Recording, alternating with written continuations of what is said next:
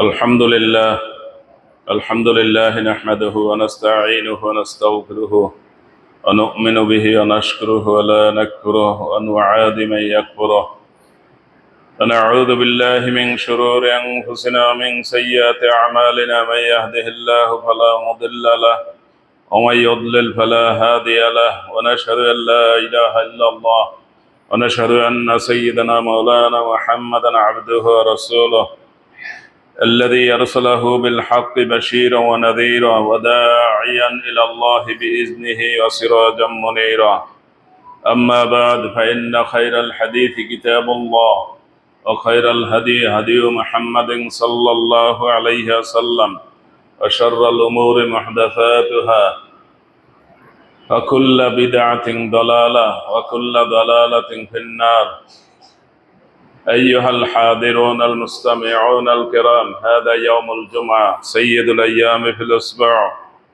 قال الله تعالى في القرآن المجيد: يا أيها الذين آمنوا إذا نودي للصلاة من يوم الجمعة فاسعوا إلى ذكر الله وذروا البيع. وقال رسول الله صلى الله عليه وسلم: الصلوات الخمس والجمعة إلى الجمعة رمضان إلى رمضان مكفرات لما بينهن إذا اجتنبت الكبائر. إخواني في الدين، هذه الجمعة قبيل الأضحية قال الله تعالى في القرآن المجيد: والفجر وليال عشر والشفع والوتر. وقد جاء في الحديث الشريف قال رسول الله صلى الله عليه وسلم: صيام يوم عرفة أحتسب على الله أن يكفر السنة التي قبله والسنة التي بعده. رواه مسلم. وفي حديث آخر برواية أبي هريرة رضي الله تعالى عنه أنه قال: ما من أيام أحب إلى الله أن يتعبد له فيها من 10 ذي الحجة يعدل صيام كل يوم منها بصيام سنة، وقيام كل ليلة منها بقيام ليلة القدر. رواه الترمذي وابن ماجه. وجاء في القرآن المجيد قال الله عز وجل: ذلك ومن يعظم شعائر الله فإنها من تقوى القلوب. وقد جاء في الحديث الشريف برواية حفصة رضي الله تعالى عنها أنها قالت: 4 لم يكن يدعوهن النبي صلى الله عليه وسلم: صيام يوم عاشوراء والعشر و3 أيام من كل شهر، 13 و14 و15. وقد قال الله تعالى في القرآن المجيد: وما أرسلنا من رسول إلا بلسان قومه ليبين لهم. وقد جاء في الحديث الشريف قال رسول الله صلى الله عليه وسلم: نحن معاشر الأنبياء أمرنا أن نتكلم الناس بقدر عقولهم। প্রিয় মুসল্লিবৃন্দ, সপ্তাহ ঘুরে আবার সপ্তাহের শ্রেষ্ঠ দিন জুমার দিনে জুমার নামাজ আদায়ের জন্য আমরা ইতিমধ্যে মসজিদে এসে হাজির হতে পেরেছি। শুকর আলহামদুলিল্লাহ। এখন আমরা আছি জুলকাদা মাসের শেষের দিকে। চাঁদের হিসাব মোতাবেক যদি চাঁদ ওঠে তাহলে আগামী বৃহস্পতিবার থেকে জুলহিজ্জা মাস, হজের মাস শুরু হবে। এই হজের মাসের প্রথম দিন থেকে 10 তারিখ পর্যন্ত আলাদা একটা বৈশিষ্ট্য রয়েছে। কোরআন মাজিদে আল্লাহ তাআলা এই 10 দিনের কসম করেছেন। মানুষ ইমানদার কসম করবে শুধুমাত্র আল্লাহর নামে, অন্য কোনো নামে, অন্য কোনো উপায়ে, অন্য কোনো ইশারা ইঙ্গিতে কোনো কসম চলবে না। যদি করে তাহলে সেটা শিরকের পর্যায়ে পড়বে, ঈমান নষ্ট হয়ে যাবে। আর আল্লাহ তার সৃষ্টির বিভিন্ন বস্তুর নাম নিয়ে সেটা উল্লেখ করে কসম করেন, এতে ওই বস্তুর মূল্য, সম্মান বেড়ে যায়। যেমন কাবাকে বলা হয়েছে কি বাইতুল আল্লাহর ঘর, আল্লাহ ওখানে থাকেন না, আল্লাহর কোনো প্রতিনিধিও ওখানে থাকেন না, কিন্তু এটার নাম দেওয়া হয়েছে আল্লাহর ঘর। এজন্য এটার সম্মান আল্লাহ বাড়িয়ে দিয়েছেন। শুধু সম্মান বাড়িয়ে দেন নাই, এটা দুনিয়াতে আল্লাহর 1 নম্বর নিদর্শন বলতে পারেন। কারণ এই কাবা ঘর, এটা যে ভাঙতে আসবে, এটা যে অপমান করতে আসবে, আল্লাহ তাকে শায়েস্তা করে দিবেন নগদ, কোনো বাকি নেই।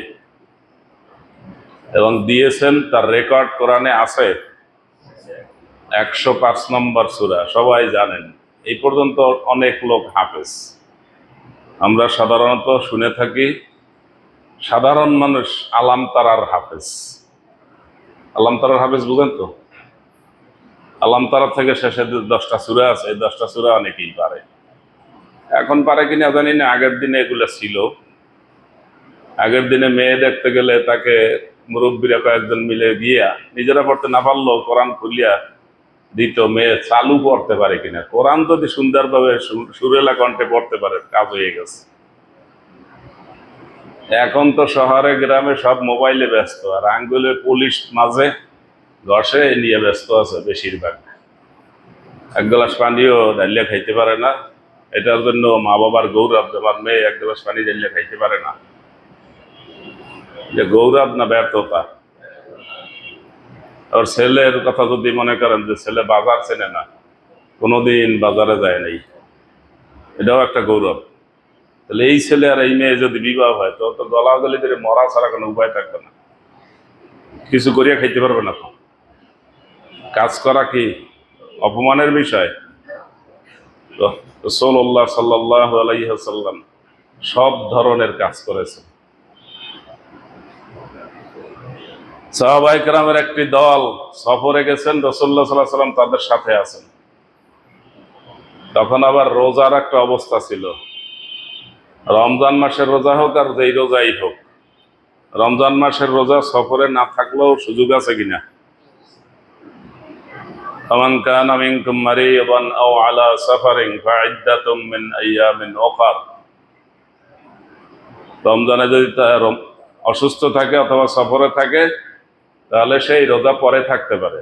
আর ওই সময় থাকা ভালো, যেহেতু রমজানের রোজা রমজানই হয়ে গেল। অথবা নফল রোজা, এই রোজাই হোক, সফরে কিছু সাহাবায়ে কেরাম রোজা রইলেন, আর কিছু রোজা রইলেন না। যারা রোজা রইলেন তারা লাগেজ পত্র যা কিছু সাথে সফরে নিতে হয়, এগুলো নিয়ে এক জায়গায় থামলেন, ওগুলো ফালাইয়া নিজেরাও শুয়ে পড়লেন, আর চলে না। আর রোজা হয় নাই যারা, তারা ওগুলা সাপ লাগলেন, তাবু খাটালেন, চুলা করলেন, লাকড়ি কুড়াইলেন। আর এই লাকড়ি কুড়ানোর মধ্যে রাসূলুল্লাহ সাল্লাল্লাহু আলাইহি ওয়াসাল্লাম নিজেও আছেন। কাজ করা কি লজ্জার বিষয়? কাজ করা আপনার শরীরের একটা শক্তি প্রতিনিয়ত তৈরি হয়। আপনি যে খাদ্য পানি গ্রহণ করেন, একটা এনার্জি তৈরি হয়, সব ধরনের শক্তি তৈরি হয়। এই শক্তিটা কাজে লাগাতে হবে, এটা ব্যবহার করতে হবে। ব্যবহার না করলে তাহলে কি হবে? শরীরটা অকেজ হয়ে যাবে, কিছু করতে পারবেন না। সব ধরনের শক্তি তৈরি হয়, তার মধ্যে একটা জৈবিক শক্তিও তৈরি হয়। সেই জন্য যারা পরিণত বয়সে স্ত্রী মারা যায়, এই সমস্ত লোকেরা কি হয়ে যায়? ইনভ্যালিড না ভ্যালিড, ভালো করে বুঝেন তো ইংরেজি। তারা অকেজ হয়ে যায়, তাদের শরীরের জয়েন্টগুলো আটকে যায়, কারণ ওইটাও তার দরকার শরীরের। মহিলারও স্বামী যদি না থাকে, তার শরীরটাও কি হয়ে যায়? জমে যায়, আটকে যায়। এজন্য আল্লাহর নির্দেশ, স্বামী মারা গেলে, স্ত্রী মারা গেলে আল্লাহ কি বলছেন? ওয়ানকিহুল আয়ামা মিনকুম, তোমাদের মধ্যে যাদের স্বামী মারা যায়, স্ত্রী মারা যায়, তাদেরকে বিবাহের ব্যবস্থা করে দাও, আদেশ। আর আমরা এটা নিছি কি? সম্পূর্ণ নিষেধ। ছেলেমেয়েরা সবাই একজোট এই ব্যাপারে, কি বাবারে কোনো মতে বিয়ে করতে দিবে না। মায়ের তো কথাই নেই, ও বিষয়ে উঠানোই যাবে না। মায়ের যৌবন আছে, তার চাহিদা আছে, সে বিবাহের জন্য আগ্রহী, ছেলেমেয়েরা ধরছে মা আপনি যদি এখন বিবাহ করি আর এক জায়গায় চলে যান তো আমরা মা ডাকবো কারে, এইটা কি চলবে? মা ডাকবেন, ওইখানে যাই এটা কি আসবেন? কি মা ডাকা জরুরি না মায়ের চাহিদা পূরণ করা জরুরি? আল্লাহর আদেশ কোনটা? মায়ের বিবাহের দরকার হলে বিবাহ দিয়ে দাও, বাবার বিবাহের দরকার হলে বিবাহ দিয়ে দাও। এই মতে, এই পথে মতে আমাদের মুসলমানরা একমত আছে? একজনও নেই। এবং এদের ডান হাত বাম হাত অজুহাত খাড়া করার অনেক কারণ আছে। তো যে এই সংসারে ঝামেলা হবে, অংশীদার বেড়ে যাবে, মারামারি হবে, অংশীদার বাড়বে, রিজিকের দায়িত্ব কে? ও ওইটা খালি বলার জন্য বলা।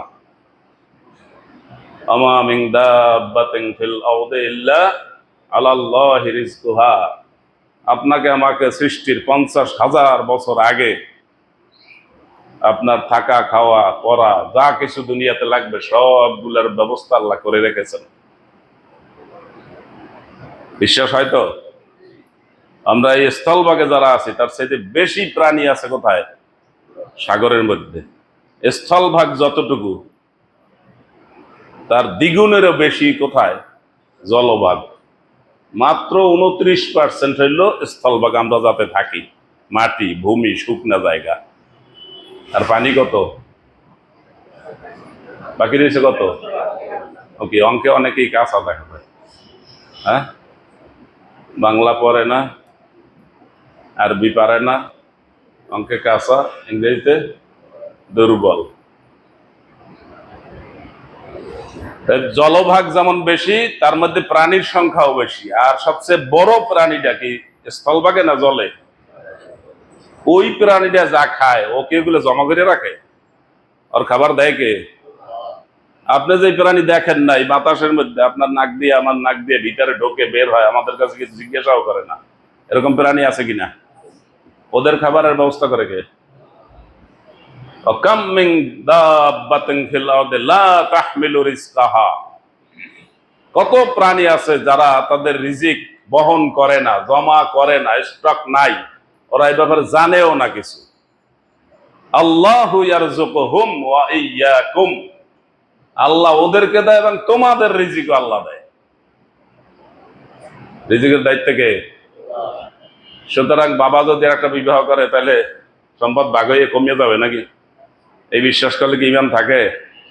মায়ের যদি বিবাহ দরকার হয়, আমি এক আদর্শ মায়ের কথা শুনেছি। তার স্বামী মারা যাওয়ার পর তিনি ছেলে মেয়েদেরকে লেখাপড়া করাইছেন ঠিকঠাক মতো, আল্লাহ তাকে হেল্প করেছেন।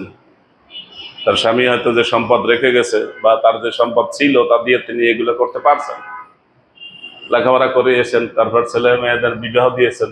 এরপর ছেলে মেয়েদেরকে ডেকে বলছেন যে এখন তোমরা আমার জন্য কিছু করো। ছেলে মেয়ে বিবাহ হয়েছে, মায়ের এই ভাষাটা কি ওরা বুঝলো না বুঝে নাই? বুঝছে। বোঝার পর কি বলতেছে? মেয়ে বলতেছে আল্লাহ মা তুমি যদি এই কথা কও তাহলে তো এই বাড়িতে আমাদের আর আসার কোনো সুযোগ থাকবে না। ছেলে বলতেছে তোমার যদি এখন বিবাহের ব্যবস্থা করতে হয় তাহলে আমার শ্বশুর বাড়ির লোকেরা আমার ওই বাড়ি আর যাইতে দিবে না। কি সুন্দর ইমানদার! ইমান শিখছে, ইমান শিখছে। আল্লাহ কি বলছেন? ওয়ান কেহুল আয়ামা মিনকুম। তোমাদের যারা স্বামী হারা স্ত্রী হারা তাদের বিবাহের ব্যবস্থা করে দাও। আত্মীয় স্বজন পাড়াপড়শি সবার দায়িত্ব। এইটা আল্লাহর নির্দেশ। এখন আপনি ইমান ঠিক করার জন্য এটা পালন করবেন কিনা এটা নিজেকে হিসাব করতে হবে। না রিজিকের চিন্তা করবেন, সম্পদ ভাগ হয়ে যাবে এটা চিন্তা করবেন, গন্ডগোল লাগবে এটা চিন্তা করবেন। কি খালি সব ভাই বোনের মধ্যে গন্ডগোল লাগে না আর আপন ভাই বোনের মধ্যে লাগে? লাগে? আছে কিনা? খালি ওইখানে খালি দোষ কেন? আল্লাহর নির্দেশ ভালো করে বুঝতে হবে। এই লোক দুইটা, কোন লোক? দুইজন। দুইজন কে কে? ওই যার স্বামী মারা গেছে আর যার দুইজন খুঁজে পান না এখনো। এই দুইজন লোকের শারীরিক সক্ষমতা যদি থাকে আর তার আত্মীয় স্বজন যদি তাকে এখানে বাধা দেয়, সেই লোকটা যদি পাপের দিকে যায়, হাত বাড়ায়, এটার দায় কার? এটার দায় কার? ইমান ঠিক করতে হবে। রিজিকের দায়িত্ব কে? আল্লাহ। কাঠ খাওয়া এক প্রকার উই পোকা আছে, চারিপাশ থেকে কোনো ফাঁকা দেখবেন না, কোনো একটা ছিদ্রও নাই। কিন্তু কাঠের মিস্ত্রি যারা অভিজ্ঞ, তারা এই কাঠটা দেখলে বিভিন্ন ভাবেই তারা বলতে পারে, একদম আপনি দেখবেন উপরে প্লেন, বলবে এটার মধ্যে আর একটা রায়ন্দা দিয়ে ঘষা মানে ছাঁচা দিলে এর মধ্যে থেকে উই পোকা বের হবে। দেখা গেছে ভিতরে উই পোকা গ্যাদারিং। ওরা ওখানে জন্ম হয়েছে কিভাবে আর খায় কি, ঢুকছে কোন জায়গা দিয়া? রিজিকের দায়িত্বকে ভালো করে মনে রাখতে হবে। আপনার যা সম্পদ আছে, আপনি একটু চিন্তা করেন, আপনার যা কিছু আছে, আপনার জামা কাপড়, পোশাক আশাক, এইটা সেটা, যত যা কিছু আছে, মোবাইল, ঘড়ি, যাদের সক্ষমতা আছে, টাকা পয়সা ভালো আছে, মোটামুটি সচ্ছল ভাবে আছেন, মনে যেটা চাহিদা হয় সেটা আপনি কিনতে পারেন। আপনি একটু হিসাব করেন, আজকে আপনি মরে গেলে আপনার এই বস্তুগুলোর কি হবে? আমি তো চিন্তা করছি, আমার যে বইগুলো আছে, অনেকগুলো বই এখন আর ধরার সময়ও পাই না, এত ব্যস্ততা বেড়ে গেছে। এই বইগুলো কোনো কাজে লাগবে না যদি কাউকে না দিই, যেন আমি এখনই দেওয়া শুরু করছি। আমার জামা কাপড় অনেকগুলো আছে, এগুলো কেউ ব্যবহার করবে না, কিছুদিন বা ফালাই দিবে। সুতরাং দুনিয়াতে আপনি যা কিছু নিয়ে আনন্দ করতেছেন, এগুলো কিছুই না। একটু পরকালীন চিন্তা করেন, আপনার যে বয়স হয়েছে, এই বয়সে মানুষ মারা যায় কিনা? যায়? বয়স কত হয়েছে? 20 বছর হয়েছে? 20 বছরে মানুষ মারা যায় তো? যার যেই বয়স হয়েছে সেই বয়সেই মানুষ মারা যায়। সুতরাং আপনি একটু চিন্তা করেন, আপনার জীবনটা কি আপনার নিজের হাতে না আল্লাহর হাতে?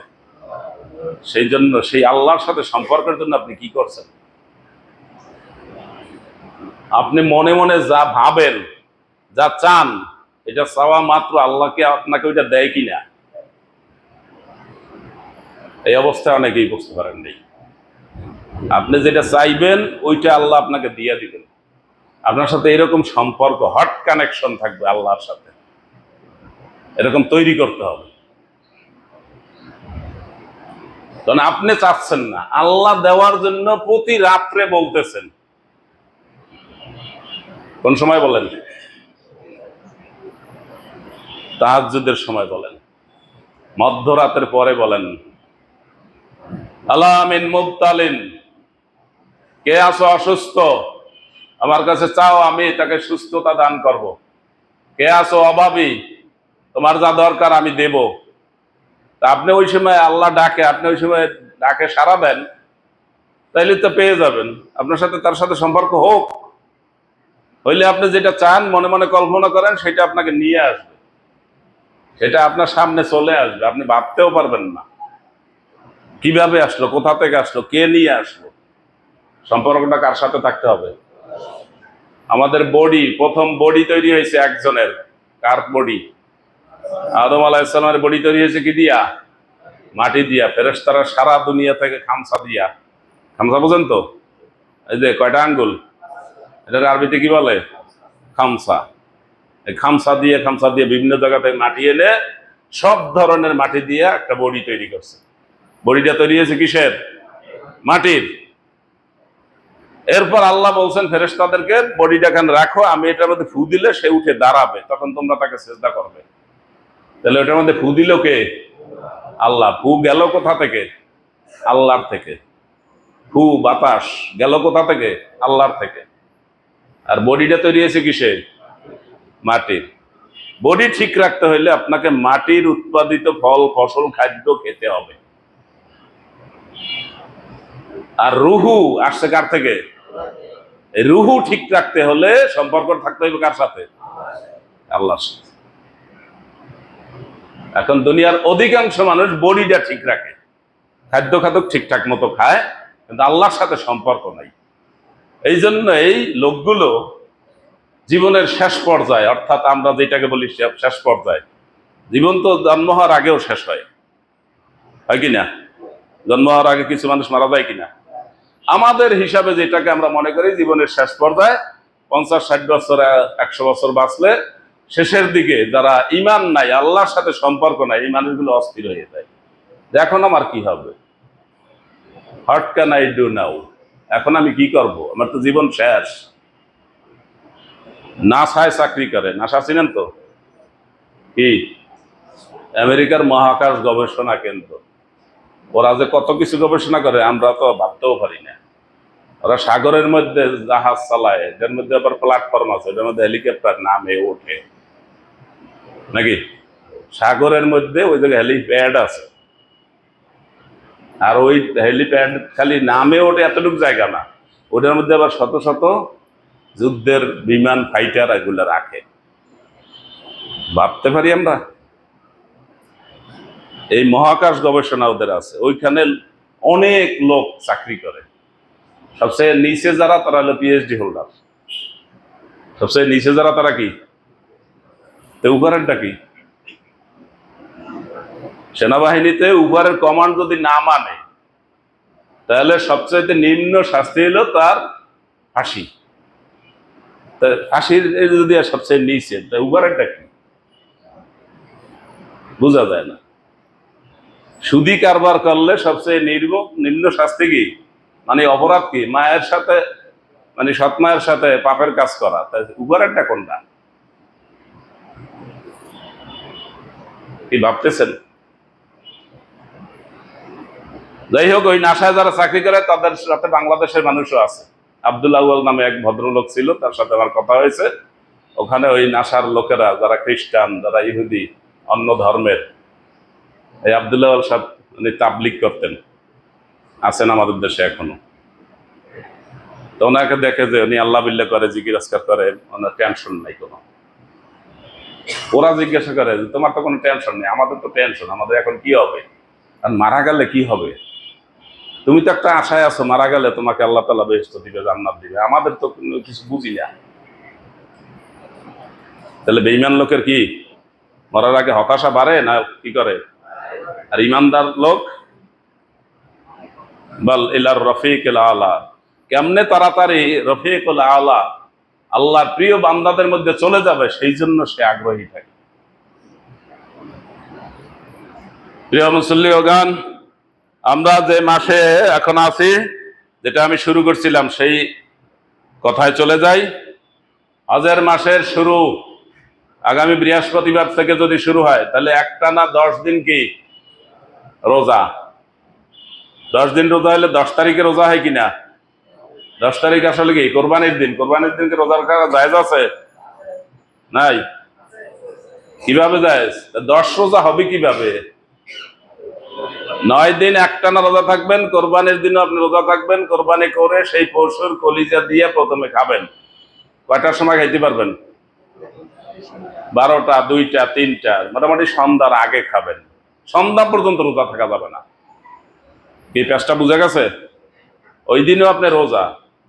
রোজার ঈদে কিছু খেয়ে তারপর ঈদের ময়দানে আসা কি সুন্নাত। আর কোরবানির ঈদে কি না খেয়ে কেন? কেসটা বুঝা গেছে এবার? না খেয়ে এই জন্য যে আপনি ওই 9 রোজার সাথে এই রোজা থাকবেন, এটার নাম কি 10 রোজা। এই যে আয়াত বলছি, ওয়াল ফাজর ওয়া লায়ালিন আশর, ফজরের কসম আর 10 দিনের কসম। কোন 10 দিন? এই 10 দিন। এখন যদি আপনি 9 রোজা, আমাকে একজনে বলতে আছে রাসূলুল্লাহ সাল্লাল্লাহু আলাইহি ওয়াসাল্লাম 9টা রোজা থাকতেন, আন্দাজে কয় আর কি, প্রচলিত যা আছে, বোঝে নাই তো। আমি হাদিসটা উঠাইয়া, এখন তো টিকটকের যুগ, হাদিসটা উঠাইয়া তার কাছে পাঠাই দিচ্ছি। এর মধ্যে লেখা আছে আল আশরু। আল আশরু অর্থ কি 10। আল আশরু অর্থ কি 10। তার রোজা কয়টা? 9টা। আমাদের দেশে আলেম ওলামারা এই ব্যাখ্যাই করে। হাদিসে বলার সময় বলে কি আল আশ, আর বাংলায় বলার সময় বুঝায় কি 9 রোজা। বোঝে নাই এই জন্য 9 দিন পুরা রোজা। আর 10 তারিখে আপনি 2টা পর্যন্ত যদি থাকেন, ওইটাই রোজা। 12টা পর্যন্ত থাকেন, এটাই রোজা। যদি আপনি 11টার মধ্যেও আপনি কোরবানির গোশত দিয়ে একটা ছাগল জবাই দিয়ে কাটতে কুটে নিতে ঘন্টা খানেক সময় লাগে, এটা কলিজাটা পাকাইতে কি আরো বেশি সময় লাগে? গোশত পাকাইতে সময় লাগে বেশি, কলিজা পাকাইতে সময় লাগে না। অতএব সেটা দিয়ে আপনি একটু খাবেন, এটাও কি একটা রোজা। আবার কোরবানির দিনে রোজা রাখা নিষেধ, সেটাও ঠিক। সন্ধ্যা পর্যন্ত রোজা রাখা যাবে না, কিন্তু কোরবানির ওইটা দিয়ে খাবেন, এটা একটা রোজা। 10 রোজা বোঝা গেছে। এরপর আবার আসবেন যে 9 তারিখের রোজা। এই যে হাদিস আমি বললাম, রাসূলুল্লাহ সাল্লাল্লাহু আলাইহি ওয়াসাল্লাম বলছেন, মুসলিম শরীফের সহিহ হাদিস, সিয়ামু ইয়াউমে আরাফা, আরাফার দিনের রোজা। আরাফার দিন কোনটা? হজের মাসের 9 তারিখ। আরাফার দিনে হাজী সাহেবরা কোথায়? 9 তারিখে আরাফায়। এজন্য হাজী সাহেবদেরকে বলা হয়েছে আপনারা রোজা থাকবেন না। কেন? এই 9 তারিখের পরের দিন 10 তারিখ সবচাইতে বেশি কাজ। যত হারায় সব কয় তারিখে? 10 তারিখে। যত মরে সব কয় তারিখে? 10 তারিখে। যত নিখোঁজ সব 10 তারিখে। যত সমস্যা সব 10 তারিখে। তখন হাজী সাহেব যদি আগের দিন রোজা থেকে দুর্বল হয়ে থাকে, তাহলে এই সমস্যাগুলো আরো বেশি হবে কিনা? তাহলে রাসূলুল্লাহ সাল্লাল্লাহু আলাইহি ওয়াসাল্লাম হাজী সাহেবদেরকে, আরাফায় যারা আছেন তাদেরকে রোজা রাখতে নিষেধ করেছে। আর আরাফার বাইরে আমরা যারা হজে যাব না, মক্কার এদিকে ওদিকে যারা আছে, তারা কি 9 তারিখে রোজা থাকবে। তাই 9 তারিখ এটা কি সৌদি আরবের 9 তারিখ না বাংলাদেশের 9 তারিখ? আরাফা কোথায়? সৌদি আরবে। আর আপনি যদি 10 রোজা থাকেন, তাহলে আপনার 9-10-এ কোনো সমস্যা আছে? 8-9-তে সমস্যা আছে। বুঝতে পারছেন তো? তাহলে ওইটা যদি 10 তারিখ হয় আমাদের দেশের হিসাবে শনিবার, তাহলে সৌদি আরব হিসাবে হবে 10 তারিখ হবে শুক্রবার, আর 9 তারিখ হবে বৃহস্পতিবার, তাই না? আপনি যদি লাগাতার কোরবানির দিন পর্যন্ত রোজা থাকেন, তাহলে আপনার 9-10-এ কোনো সমস্যা নেই। বাংলাদেশের আরাফা না সৌদি আরবের আরাফা কোনো সমস্যা নেই। এই সম্পর্কে হাদিস আসছে আবু হুরায়রা রাদিয়াল্লাহু তাআলা আনহু থেকে, মা মিন আইয়ামিন আহাব্বা ইলাল্লাহ, আল্লাহর কাছে প্রিয় দিনগুলোর মধ্যে এই দিনগুলো ভালো, মিন আশরি যিলহিজ্জা, যুলহিজ্জা মাসের এই প্রথম 10 দিন, ইয়াদিলু সিয়ামু কুল্লি ইয়াউমিন মিনহা বিসিয়ামে সানা, এক এক দিনের রোজা এক এক বছরের রোজার মতো সওয়াব। ওয়া কিয়ামু কুল্লি লাইলাতিন মিনহা বিকিয়ামে লাইলাতুল কদর, আর এক এক রাত্র জেগে ইবাদত করা লাইলাতুল কদরে জেগে জেগে ইবাদত করার মতো। আর লাইলাতুল কদর বা যে কোনো রাত্র, সারা রাত্র জেগে ইবাদত করার কৌশল আছে কিনা? রাসূলুল্লাহ সাল্লাল্লাহু আলাইহি ওয়াসাল্লাম কৌশল শিখিয়ে দেন। সারা রাত্র আপনি জেগে ইবাদত করলে পরের দিন আপনি ঠিকঠাক মতো আপনার কাজকর্ম করতে পারবেন? পারবেন না। কৌশলটা কি? এশার নামাজ জামাতে পড়বেন, আবার ফজরের নামাজ এসে জামাতে পড়বেন, তাহলে কি সারা রাত্র জেগে ইবাদত। এরপর যদি আপনি শেষ রাতে তাহাজ্জুদ পড়েন, জাগেন, তাহলে তো সেটা তো আছেই। কৌশল আছে না নাই? সবের রাস্তায় বেশি আগাইয়ে যাওয়ার ব্যবস্থা আছে না নাই? আপনি রোজা রাখলেন, আর একজনের রোজা রাখলো, আপনি রোজাদারকে কি করলেন? দেখলেন যে উনি রোজা রাখছে, আপনি একটু তাকে মেহমানদারি করাইয়া তাকে ইফতার করাইলেন। এখন তার রোজার সওয়াব তো তার ঠিকই আছে, মাঝখানে আপনি ইফতার করানোর জন্য কি পাবেন? তার রোজার সমপরিমাণ সওয়াব পাবেন। সওয়াব কি বাড়লো না কমলো? যে রোজা রয়েছে তার কি সওয়াব কমলো? আল্লাহ ব্যবস্থা করে দিলেন, বাড়াই দিলেন। আপনি আপনার মায়ের জন্য, বাবার জন্য, দাদার জন্য, দাদির জন্য দান করবেন, তাদের সওয়াব যেন তারা পায়, এই জন্য বলবেন আমার দাদার জন্য, আমার বাবার জন্য, আমার মায়ের জন্য দান করলাম। তাহলে এই সওয়াবটাও কি হবে? আপনি তাকে দান করলেন, এটার সওয়াব পাবেন। আর তিনি আপনার ঘোষণার কারণে দানের সওয়াব আপনার সেই মৃত আত্মীয় স্বজনও পেয়ে যাবে। সওয়াব কি বাড়লো না কমলো? বাড়তে অসুবিধা আছে? আল্লাহ ইউদাইফু লিমান ইয়াশা, আল্লাহ যাকে চান আরো বাড়াইয়ে দিবেন। 1-10 সর্বনিম্ন, মান জাআ বিল হাসানাতি ফালাহু আশরু আমসালিহা, যে একটা ভালো কাজ করবে তার কমপক্ষে তার কয় গুণ?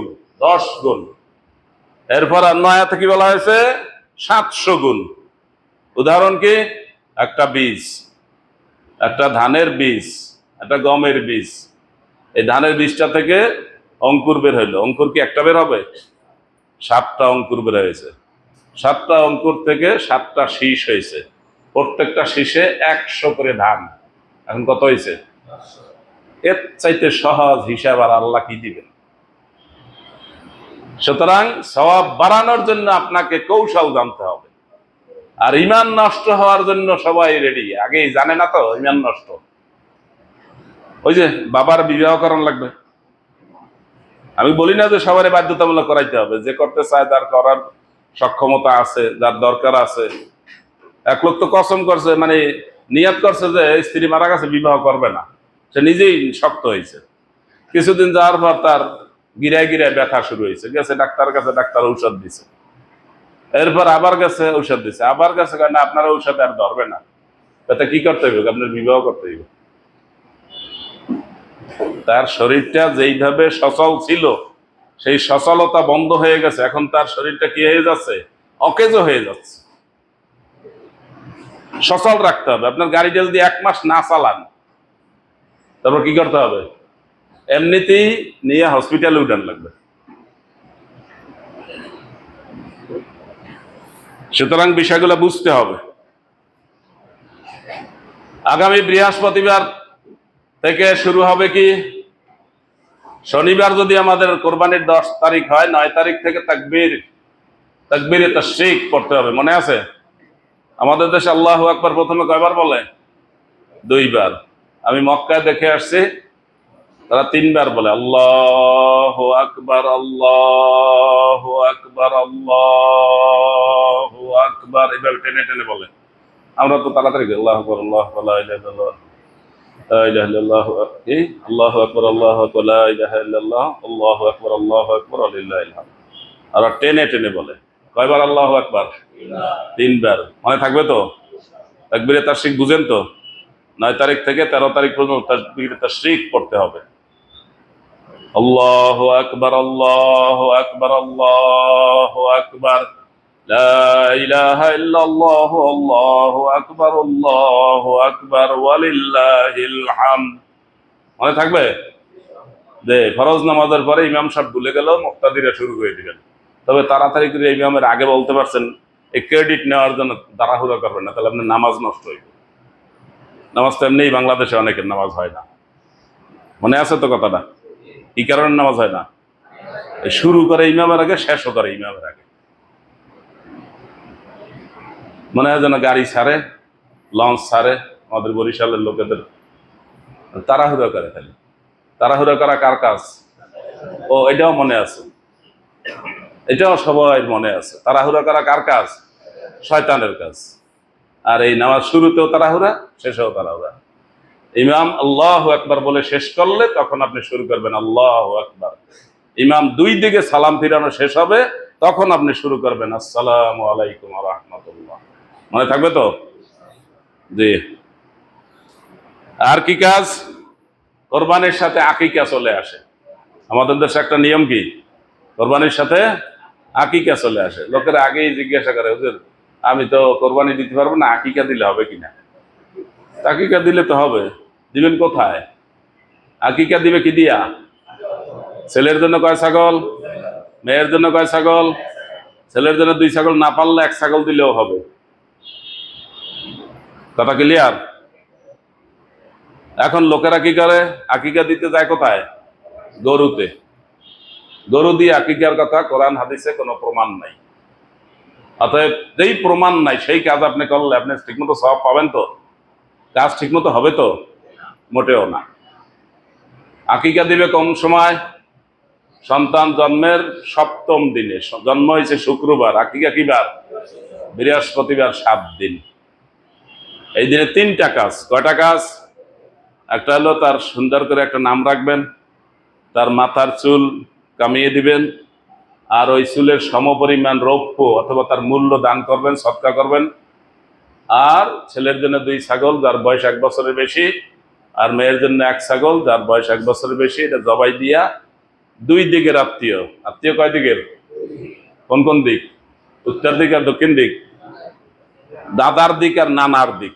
কয় দিক? এই 2 দিকের আত্মীয়কে এনে সুন্দরভাবে যা পারেন খাওয়াবেন। শহরের লোকেরা ঝামেলা মুক্ত হওয়ার জন্য আমাদের দায়িত্ব দিয়ে দেয়।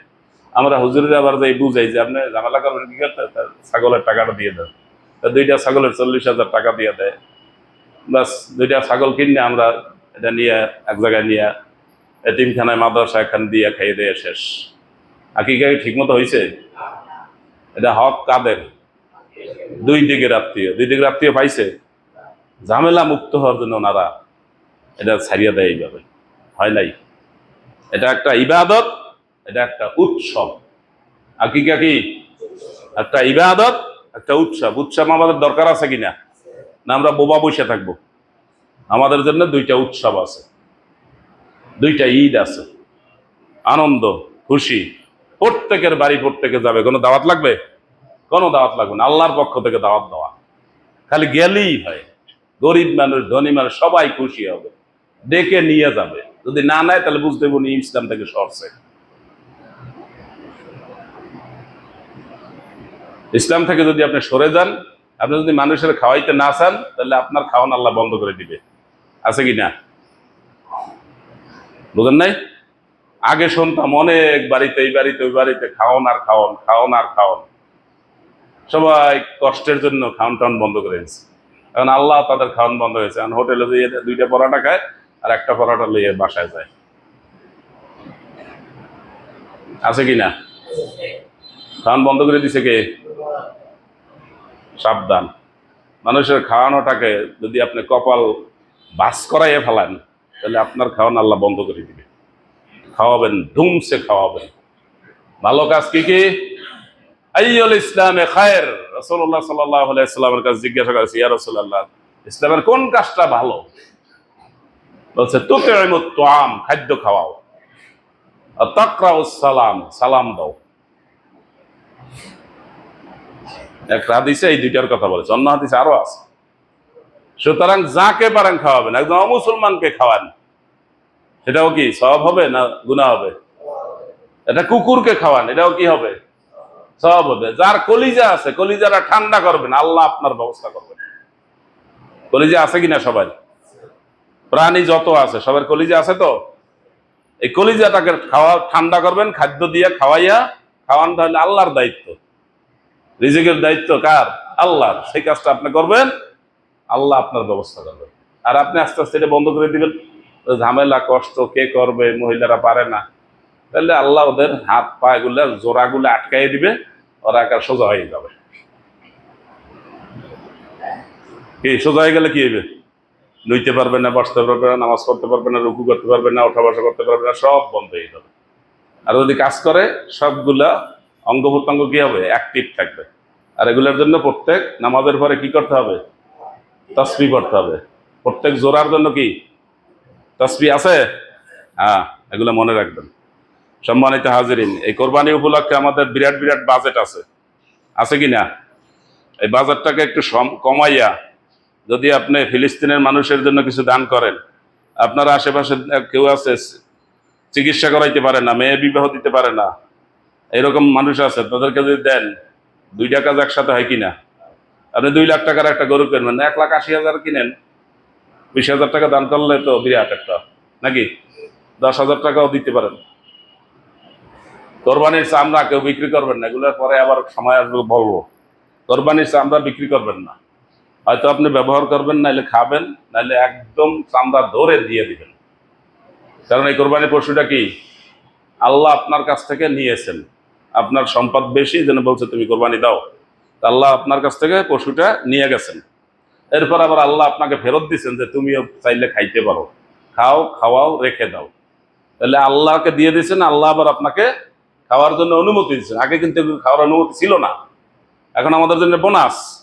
আমরা আল্লাহকে দিয়ে দিলাম, আল্লাহ আবার আমাদেরকে খাওয়ার অনুমতি দিয়েছেন। এখন আপনি আবার এটার খুর বিক্রি করেন, বুড়ি বিক্রি করেন। বুড়ি বিক্রি করতে না পারলো অন্তত বুড়ি যে নিবি আরে কয়ে দিয়েছেন এই গোবরগুলো একটু ফালাই দিয়ে যাই, বিনিময় হইলো কিনা? চামড়া বিক্রি করেন, শিং বিক্রি করেন, আপনাকে বিক্রির অনুমতি আছে? দিছিলেন কাকে? আল্লাহকে। আল্লাহ আপনাকে খাইতে দিচ্ছে, আপনি খাবেন। কিন্তু আপনি আবার বিক্রি করে শুরু করেন, তো আল্লাহর থেকে নিয়ে আবার বেচা শুরু করছেন, জায়েজ নেই।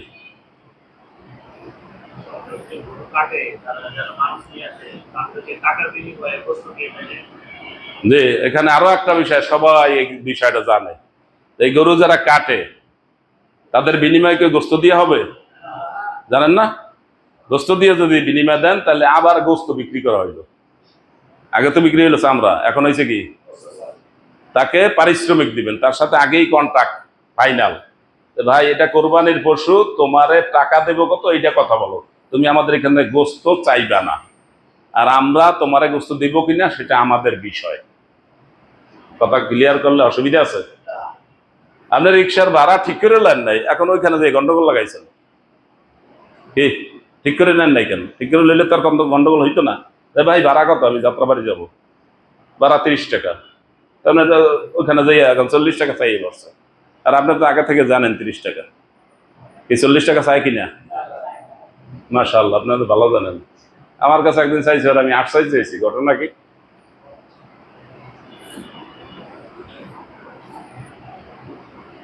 সব মাসালা জেনে বুঝে আমল করতে হবে, মনে থাকবে তো ইনশাআল্লাহ।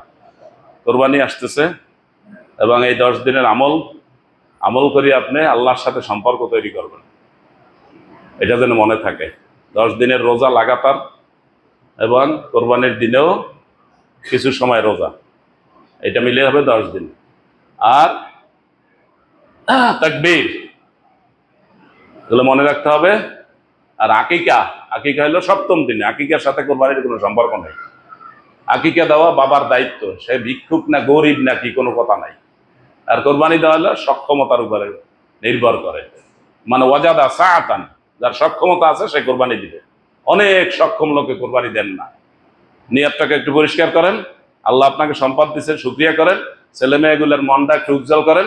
আপনি কোরবানি না দিলে ওরা বদদোয়া দেয়, ঠিক হয় আব্বাই গরিব কোরবানি দেয় না, নাতিরা কি কয় নানায় গরিব কোরবানি দেয় না, ওই নাতিরা কি কয় দাদায় গরিব। এত লোকে যদি গরিব পেয়ে আপনি আর ধনী হইতে পারবেন? ওগো বদদোয়ায় শেষ হয়ে যাবে। এর চেয়ে একটা ছাগল ধরে কোরবানি দেন, সক্ষমতা আছে, ওরাও দোয়া করে খুশি হইবে, ছাগল জবাই দিছে, সবাই খুশি, ওদের খুশি, আল্লাহ খুশি। শিশুরা হলে ফুল, এদেরকে খুশি করবেন। কিপটা দিয়ে থাকে, 10-15 হাজার টাকা দিয়ে একটা কোরবানি দিতে পারে, তা দেয় না। দেয় কোন বছর?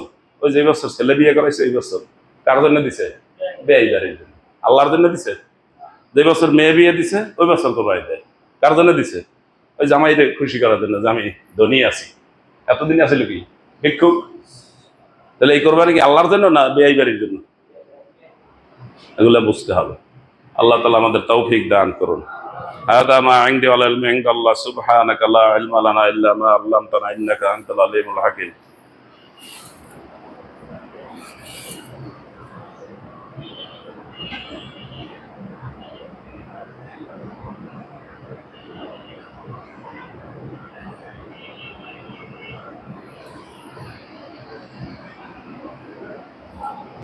الحمد لله حمدا كثيرا وسبحوه بكرة وأصيلا، أشهد أن لا إله إلا الله وأشهد أن سيدنا مولانا محمدا عبده ورسوله مخاطبا نحن نزلنا عليك القرآن تنزيلا إن الله وملائكته يصلون على النبي يا أيها الذين آمنوا صلوا عليه وسلموا تسليما اللهم صل على محمد وعلى آل محمد كما صليت على إبراهيم وعلى آل إبراهيم إنك حميد مجيد اللهم بارك على محمد وعلى آل محمد كما باركت على إبراهيم وعلى آل إبراهيم إنك حميد مجيد خصوصا منهم على الخلفاء الراشدين المهديين رضوان الله تعالى عليهم أجمعين الذين قال فيهم رسول الله صلى الله عليه وسلم ارحم أمتي بأمتي أبو بكر وأشدهم في أمر الله عمر وأصدقهم حياء عثمان